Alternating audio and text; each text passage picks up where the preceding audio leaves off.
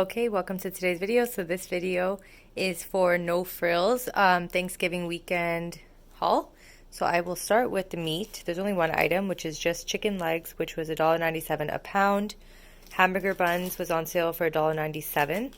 Mushrooms was 454 grams, was for $2.97.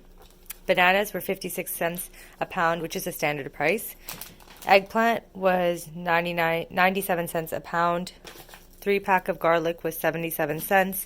The oranges was 97 cents a pound. This was regular price, $3.97. 18-pack of eggs was $2.77 each.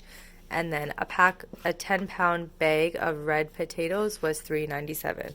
So altogether, all of this food was $31.03.